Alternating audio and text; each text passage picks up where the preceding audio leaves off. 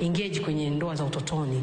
Baadhi ya wazazi wanasema pamoja na changamoto hiyo ya shughuli za uchimbaji wa madini ambayo imekuwa kivutio kwa wanafunzi wa kiume na wale wa kike kukatisha masomo, bado hawatakata tamaa kutekeleza majukumu yao ya malezi.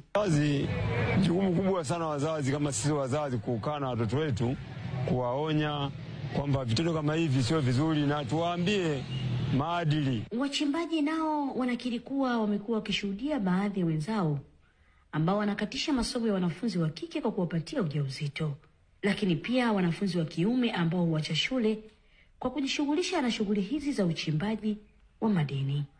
Hilo swala lipo na mimi mwenyewe pia alishanitokea. Mwanangu nilimkuta kweli analagaiwa na mtu na mtoto mwenyewe wa kike kwamba yuko form 1.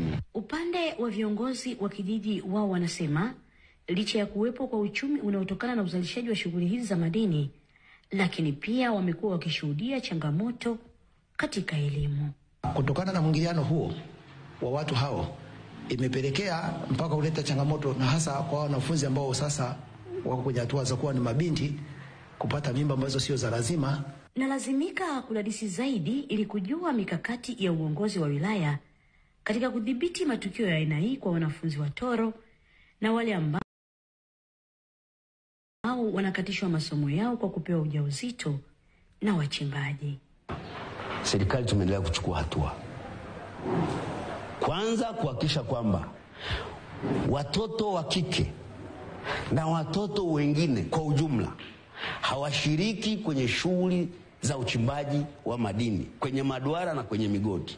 Ili kuhakikisha watoto wanapata elimu bora na kuendelea kuwa na maisha bora, hakuna budi kwa serikali, jamii na wadau wa elimu kufanya juhudi za pamoja kuhakikisha athari za uchimbaji wa madini zinatekelezwa kwa njia inayozingatia maslahi ya watoto na maendeleo kwa ujumla.